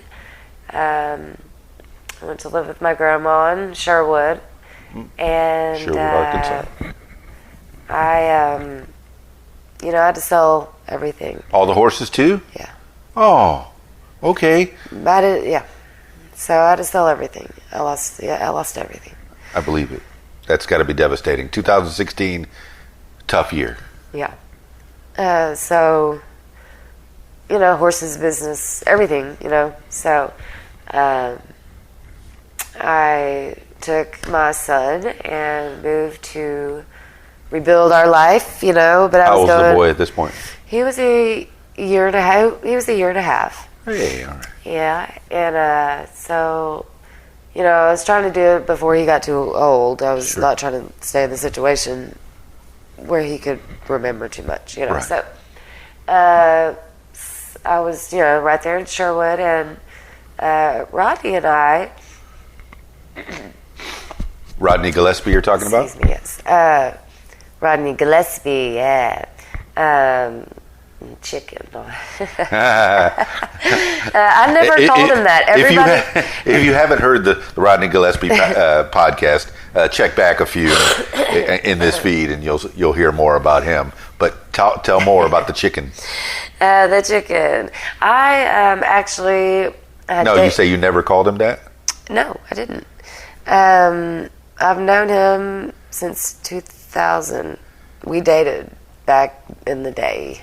Okay. And I lied to him about my age. I had a great fake ID. He didn't know anything. So, I was... Yeah, 2000, you're 16. I was, yes. Okay. And he thought I was much older. I had a good fake ID, and I could Yeah, get because you're out of high school, and you're thinking, and I was maybe in 18. college. You got to think Yeah. about it. I was in college. I had my own car, and I was, I could get into all the bars, all the bartenders knew me. You know what I mean? So it'd be really hard to not know that I wasn't. Right. You would fake me and out. I was modeling. I forgot to tell you. Oh. I did modeling too. I Okay. was supposed to move to LA, but Tell me about the modeling a little bit before the story of Rodney. I started modeling and acting. And, What? Yes, I was going to Little Rock, to learn and practice and everything. And then they took us to 6 people got chosen in Arkansas to go to LA. How did that start? I don't know. Was that in high school? Were you in drama It was or in something? no, I was in college. College, okay. And then modeling gig. Hey, Yeah, I mean, there was something. I don't know what. I don't know. There was something that had me wanting to do it, and I was like, there's many levels of modeling. I mean, you could be a Right, model for a local store. Well, that's what it was. I mean, it was going to be commercial modeling. I did a 17 magazine. I modeled for JCPenney. It was, I did Oh, a few stores. Did Rave and Gadzooks. That was one of the, I modeled for them quite a bit. I modeled for some jewelry stores. I modeled for, it was prom. I was in the 17 magazine for the prom dress. That's issue. pretty cool. It was awesome. Hey, has anybody out there been in 17 magazine? I've read it. I'm aware there's a magazine, and she was in it. So that's pretty cool. It was cool. Very neat. So it ended up getting me out to LA. You did go to LA. I went to LA. What? It's a whole part of your life we didn't even know about. So it was first it was a competition. Uh-huh. And it was about 3,000 people. They have it every year, and they switch between LA and New York. Did they fly you to LA, or was that Yes. your own expense? Yes, we went to LA. Okay. And there were 6 of us, yeah. And there was a couple models, a couple actors, and then I was in both. Oh, okay. You know, because I'm shorter, so I'm only 5'4", so obviously I'm not going to be a runway model. Yeah. You know, but a lot of actors are 5'4". You right. know, and it was commercial, like prints, like magazine. Oh, okay. You know, so that was the type of modeling stuff, was the commercial stuff with the magazines. So I got a few callbacks from agencies there, and I was going to move out there. Okay. I actually had a lady that she was a teacher. She was moving out there. We were going to live in Burbank. I mean, we had the house and everything, and then I got arrested. Oh. You know, and so 2002, 3? I couldn't leave the state, and So was this I could not leave the state, but I couldn't move off because I had for sure. You know, 2002, 3, 2002. 2. Gotcha. So that changed that plan. 2004 is when everything ended. But yeah. Yeah. Yes. So that plan, you had a track. Maybe you would head off to LA. Yeah. In beautiful downtown Burbank. Right. And I probably would have died there. If I would have lived in LA, I would have not made it. Yeah, there's a song, To Live and Die in LA. Yeah. Yeah, and I could probably see that. yes, yeah, because my head was not where it should have been at that time. So it was probably better that you stayed here. And gone to rehab and getting all of arrested that, was yeah. probably a good thing Yes. at that point. Yes, it was. And rehab, Yes. definitely a good thing. So if I would have gone, I would have gone to rehab. I would, Okay. all of that, So it was meant for me not to go. Hooray! Yes. Denise Gillespie, glad you're here. All right, 2000, you meet the chicken, Rodney Gillespie, Yeah. boxing entrepreneur and boxing enthusiast and boxer. Boxer, yes. The funny thing is he and I didn't I didn't tell him I showed horses, and he didn't tell me much about the boxing. You had to know he was a boxer, though, right? Yeah, but I knew, but sports, when we were together, I don't know. We had so much fun. Yes. We didn't, I don't know. But we were just in La La Land, Okay. Well, by 2000, he was had achieved a certain amount of fame and I didn't care. in the boxing world. You're right, and I didn't care. Okay. I had, whatever. Okay. Good for you, Sure. because I was trying to, whatever. Well, I mean, you're both Make my beautiful way, people, right? and you got together, and you had a good time. What kind of things did you do in 2000? Oh gosh, we threw a lot of parties, but we also did we ate at a lot of restaurants and went shopping, and a lot of stuff we did, just driving around laughing. Hey, that's cool. Enjoying music. And this is Hot Springs. Yeah. Very cool. We would go out on the boats and go just live. Your family had a boat? Friends. Friends had boats? Rodney had a condo on the lake. Oh, cool. And so we would just decide if, certain friends would just show up and be like, hey, want to hop on tonight? And we'd be like, yeah. Or no, I'll catch you later, So how long did that last in 2000? About a year. About a year? You dated Rodney Gillespie, the chicken boxer, and then kind of came apart. Yep. And you lived your life. We've already been through that story. Yeah. And then when did you reconnect? Since I had gotten that divorce and moved to Sherwood, I knew Rodney was in Conway. So you had kept in touch a little bit? Yep. Throughout that time? Yeah, I mean, still friends? My husband had actually came over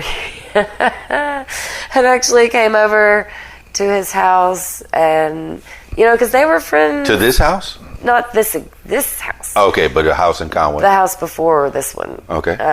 But yeah, and he brought him that.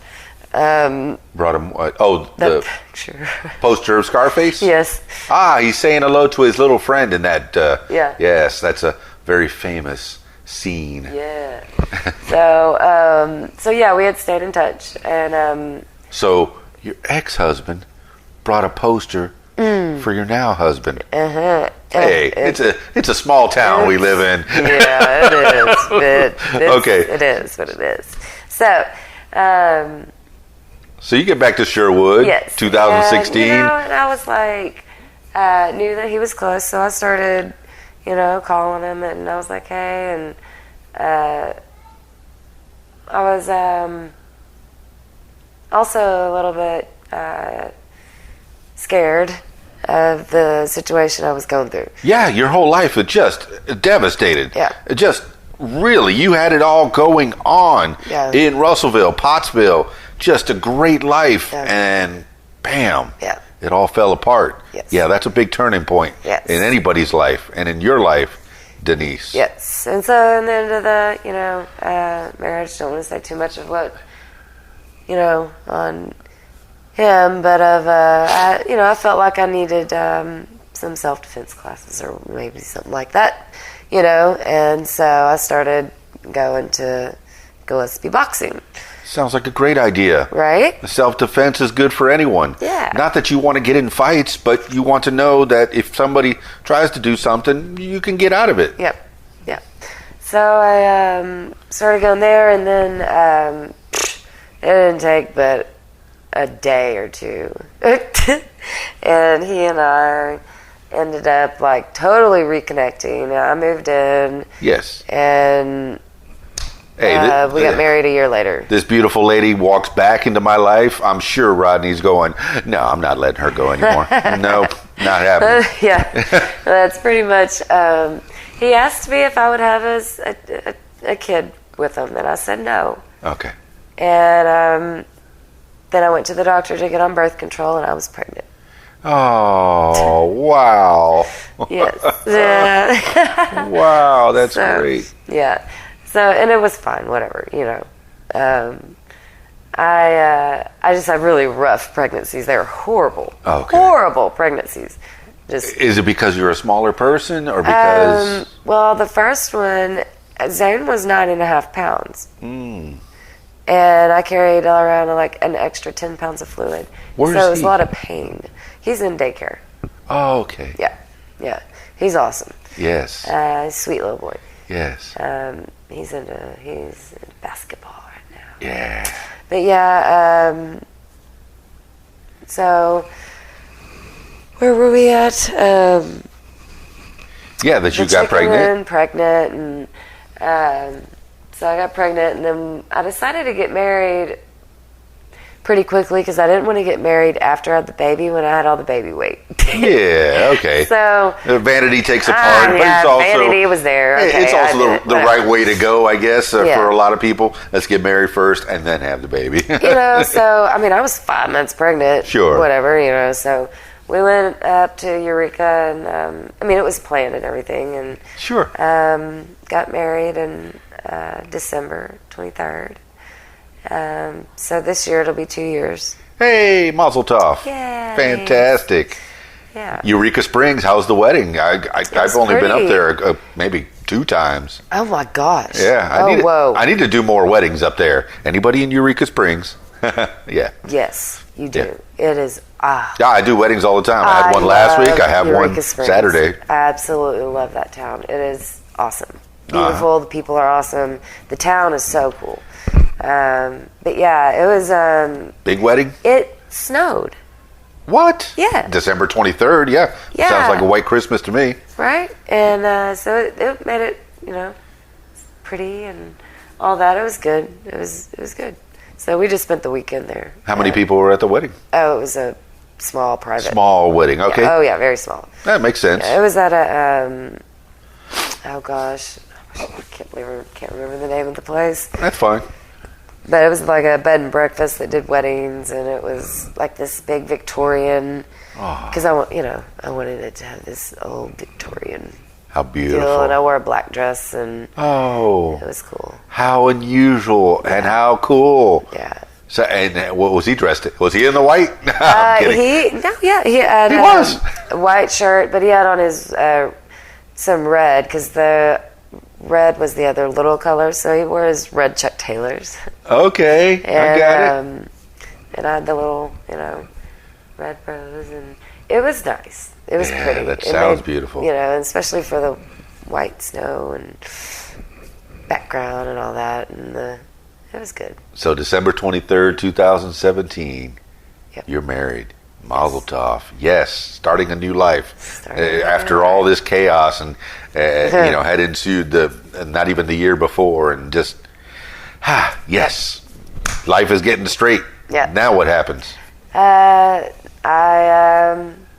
work with him at the gym quite a bit, because I obviously can't ride horses while I'm pregnant. Sure. And I do instruct, so I still was teaching, while I was huge and pregnant. Okay. And but then I had the baby June 5th, which my birthday is June 8th, so I had him right before my birthday. Yay, great birthday present. Yeah. And so that we named him after Rodney Gillespie the second. We call him Junior, but he's actually the second, everybody. Excellent. I didn't want to call him Junior. Well, I mean, I lost. My brother had a junior, and he tried to call him Deuce for the first year, and that didn't catch on. I tried with RJ. Me and my mom, we tried. It didn't work. We got whatever. So it's Junior. Hey, you made the man happy. You gave him what he wanted. Yeah. He said he wanted kids, and he wanted a kid, and he wanted a boy. And I did a big reveal party for him. Okay, how? And had him blindfolded, and had him box a pinata that was full of the blue confetti. So he had to put his boxing gloves on. Well, he did it with barehanded. And boxed the thing, and it was neat. Wow, that's great. What an interesting idea. He cried, and it was sweet. I'm sure of it. How many people were there? We probably had, it was our just close, it was just probably 20, 30 people. And I'm sure with social media, somebody was filming it? We did a little live clip, and then I screwed it up because I'd never gone live. Sure. And I still haven't gone live. I've only done it, that's the only time I did it, and I screwed it up, and I was so mad. Yeah, even with these, I did one recently with Angie Davis, and she went live, and I guess we went almost 2 hours, and she said, wow, there were 400 people that watched this. I said, wow. Yeah, okay, well, maybe one day when I build a studio for podcasting, I'll have cameras set up, and such. It might add another level to this, but right. But for now, hey, going live. I don't want anybody to say something and go, ooh, maybe I shouldn't have said that. Right. Right. Exactly. Yeah. But so far that hasn't happened. Well, that's good. That hasn't happened, and people have told their life stories. And my mom, I was scared to have my mom on the podcast. She was a child of the 60s, and she went through some drug use and drinking and trouble of her own. And do I really want to know about my mom before she was my mom? And even throughout, but Yeah, it gets interesting. So life stories are interesting. People think, oh, I don't have a story. I'm not famous. No, everybody's got a story. Denise Gillespie, you have a story. And you've been through some rough times. Yeah, and now it looks like there's a light right here. Yes, finally there's, well, again, I guess. Again, yeah. Tell me about life with Rodney Gillespie, Denise Gillespie. Well, last year I started training horses again. Yay, how'd that happen? Well, I was still connected to the Rainbow Riders, the Marianne Ketcheside's barn out in London, Arkansas. London, okay, not too far away. Oh, they're great. Oh, man, very great people. Yes. You should definitely check them out. Oh, I mean, I do a lot of weddings. Yeah. I do weddings in Clarksville. There's barns out there. Yeah, they teach swimming lessons, and then she's got this big indoor riding facility for the Rainbow Riders that she's got a real nice program for them. So they show, and she teaches them how to ride and all kinds of stuff. So I go there twice a month and teach her and everybody. In London? Mm-hmm. Oh, that's and I've cool. always done that. I've always gone to her barn. That's a good hour away. Mm-hmm. Yeah, it's 1 hour. Yeah, so, but it's on the highway, so it's pretty easy ride. Right. And I mean, I get paid, so it's not like it's, it's all good. Yeah. So there's another barn in Mayflower that I was teaching a little at, closer. and one in Greenbrier that I was teaching at. So, and in Mayflower, Shannon Greenall, she gave my name to a woman out in Greenbrier. And that is, I don't know if you've been seeing on Facebook, Ringo and Dollar, these halflinger horses that I've been riding. Oh, I've been following you on Facebook and Instagram and seeing lots of good pictures of you on horses. That's Jan's horses. That's where I'm at mostly. Okay. I was wondering how you spread your time between the 3 different facilities. Well, I don't go to the Mayflower one as much anymore. Okay. I go to the London one the most. Okay. And the other ones, it's more of coming and doing clinics now. Cool. So I was there this summer in Mayflower and gave a big clinic. What's a clinic? Like you stand in front of people, or you actually handle the horses as well? Both. Okay, and how long is a clinic? Is it a day or 2? They're all different. This one was a 2-hour clinic. 2 hours, okay. And in 2 hours, what can you do? Quite a bit. Sure. Yeah, we covered. This clinic was to get everybody ready for the state horse show. So I went to go just whatever they needed help with. I was just helping them with. So how did you develop your knowledge for horses in particular? I mean, I know you've worked for veterinarians and you've also done some schooling, some college towards veterinary. Have you done any more specific schooling, or is this all self-taught?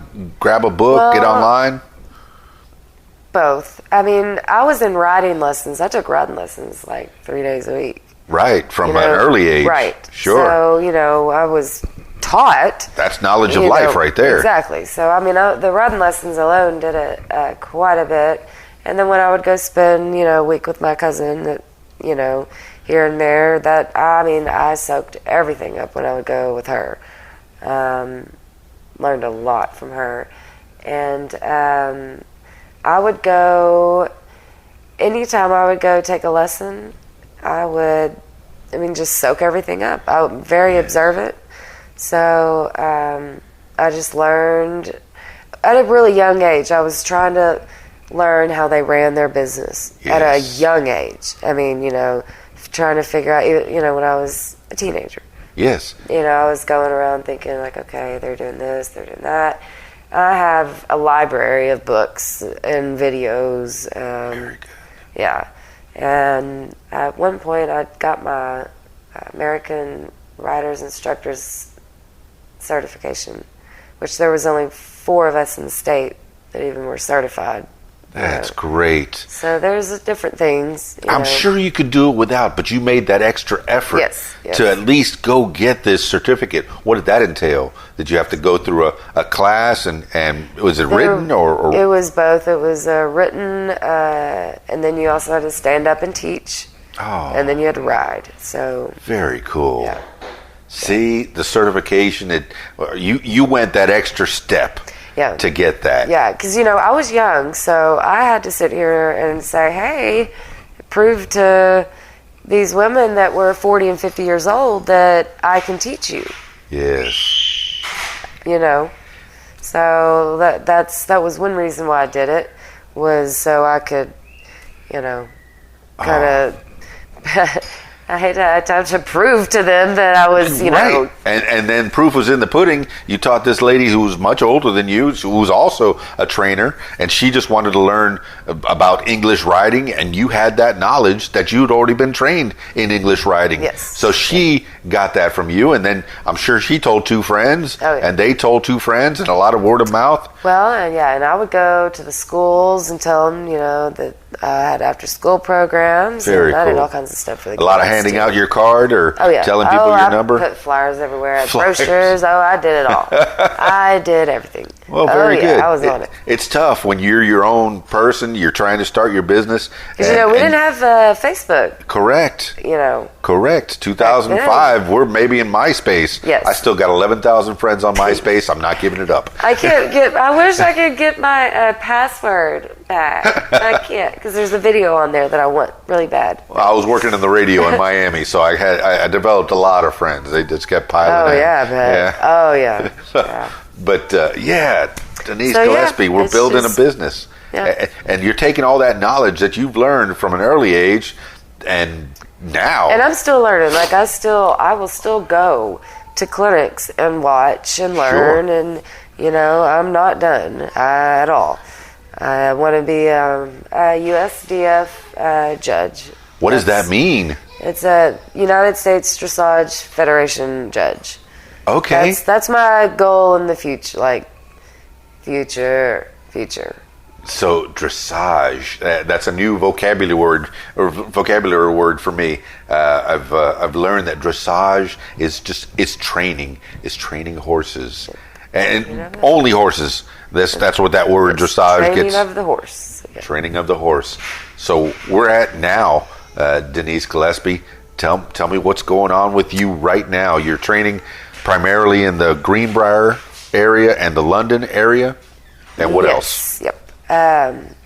There right now, there are some private. I go to other people's homes that are just private. Oh, wow! So you're open to that as well. Yes, that's good. You don't have to have a big, place with a bunch of students. Sure. I go to people's homes where they ride there, and because there's a lot of people that have a lot of problems with their horses at home, and that maybe don't have the money to trailer in somewhere. Sure. Or maybe don't have a trailer. But you have the ability to go mobile and go to them. Now, what kind of equipment do you need when you go to them, or is it you yourself? Well, I make sure I've got, like my gloves and helmet and whip, and, I do have my own saddles and stuff, but they might not fit their horse. Okay. And I might not be riding their horse. It might be a ground issue, So your equipment is minimal. You're very mobile in that respect. Mobile, yeah. So you can go with your knowledge. Yes. You have your now do you wear the fancy outfits with the hat and the Well, that's just the competition. Sure. But to teach, I do wear, even if I'm just teaching, I do wear breeches. And a breech is kind of like a spandex kind of thing, really tight fitting. Yes. Yep. And then the sweater. Is there a sweater or a jacket? There's different. We've got different tops and stuff now that it's a little bit. They've made it more fun now. Sure. Where you don't just have to wear a polo shirt and breeches. Okay.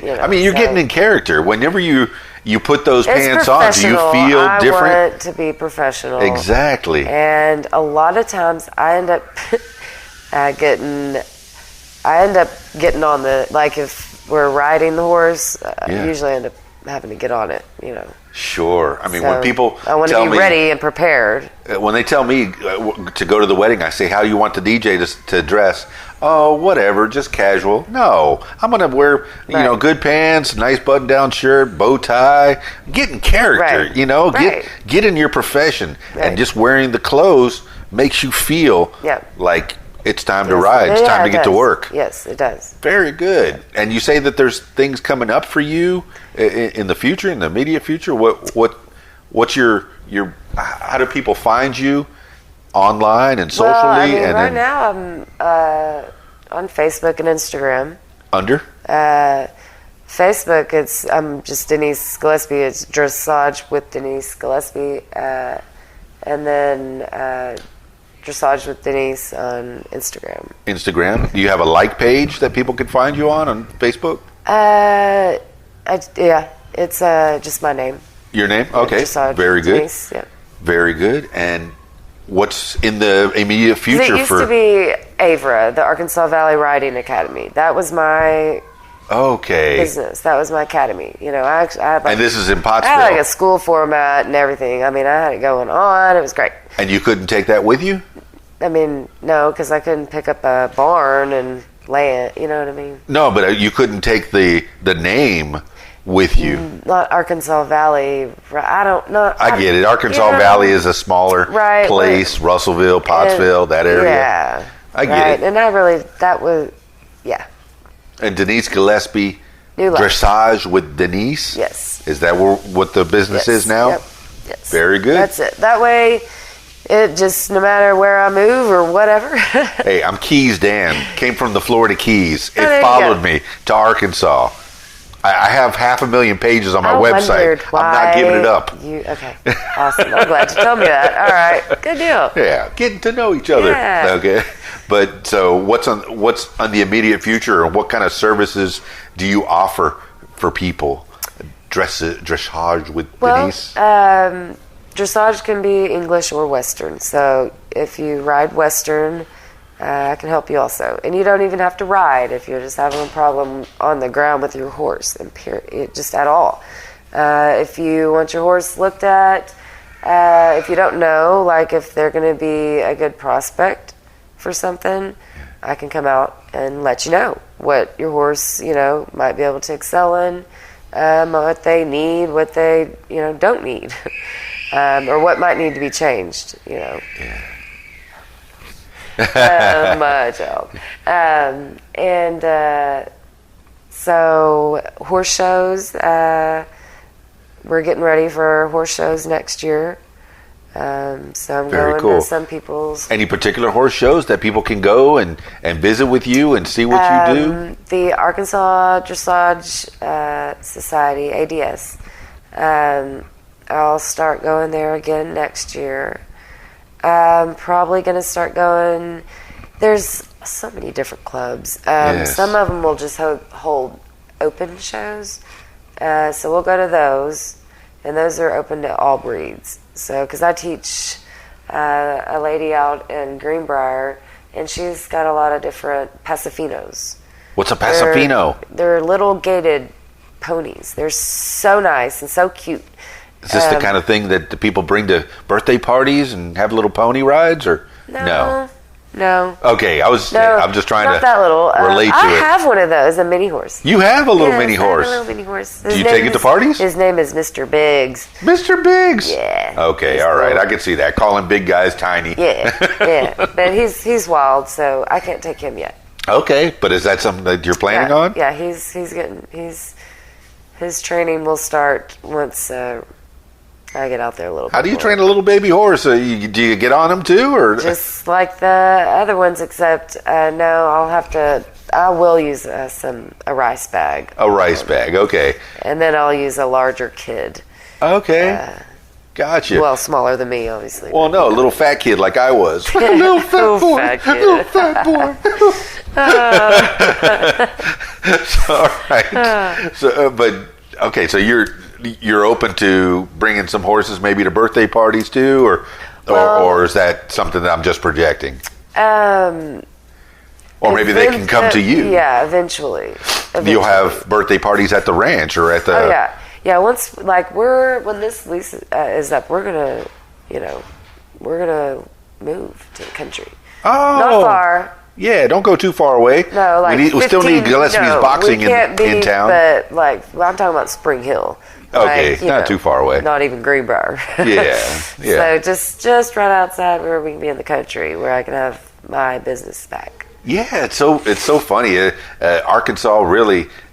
People think, oh, that's a small state in the middle of the country, mid-south, and there's a lot to do here. There's a lot to see, and it's very natural. You could step right out of what would be called the city of Conway, Arkansas, and you can get many, many acres for relatively little money, and have some horses, right, or have a farm, whatever you want out there. Yeah. Fantastic. So, Denise Gillespie, I see big things in the future. You've got a great relationship going on. You're living in this nice place. I mean, I thought this was your house, but this is a lease, and you have thoughts for the future that you want to be in a nice farmhouse or a house that has more land that you can keep horses. We just want to, like 10 acres or something. Do you have horses now? You own horses now? No, I just have a mini horse. Yes.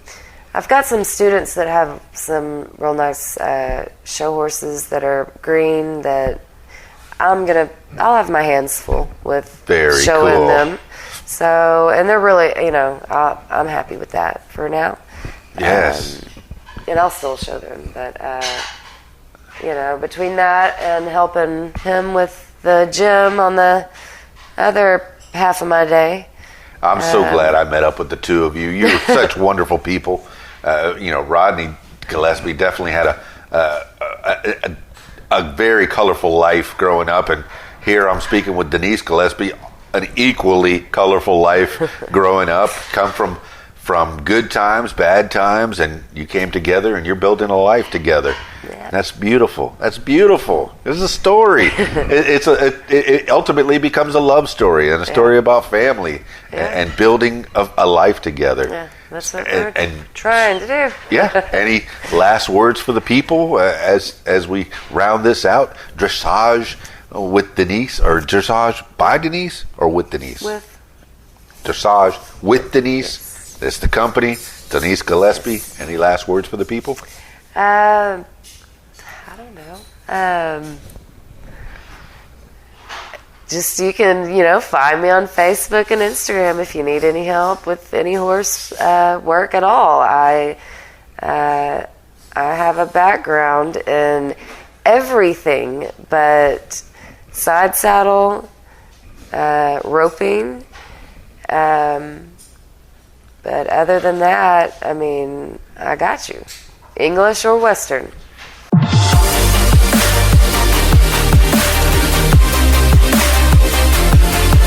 Well, there you have it, party people. Denise Gillespie. Dressage with Denise. I learned a new word today. Dressage. It's French, Yes, oui. You go hang out with Denise and find out more about how to be involved with horses. They're majestic creatures, wonderful animals. And I learned a little bit about different types of horses. So you learned with me as well. I feel like I could learn so much more from Denise Gillespie and her and Rodney Gillespie, the best people. What a great couple. Yes, they met years ago and they finally came back together and they're building a life together. So go and visit with Denise Gillespie and find out how to train your horse, and she can help you take care of your horses. And then, while you're at it, go learn from Rodney Gillespie. Go get some boxing tips while you're at it. Because, Denise, she definitely does some boxing. She keeps in shape. She's got some really good arms, man. You should check that out. She's, I punched the heavy bag over there, and man, my arms were sore the next day. So, they got the boxing and they got the dressage, training horses. It's Dressage with Denise. Find her online and give her a follow.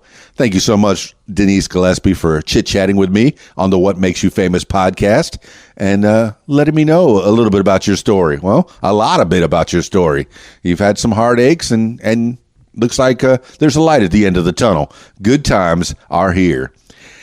All right, that's it for this edition of What Makes You Famous. If you want to tell your story, I encourage you. Give me a call at 501-470-6386 or email info@radiowhat.com. That's it for me. It's Keys Dan, radiowhat.com, djlittlerock.com. Peace. I'm out of here. Radio What? The music you want with some great quotes. The best things in life are free. American proverb. The music you want. RadioWhat.com. Tweet, yo. Follow Radio What on Twitter. @Radio What Twit. Tweet, yo.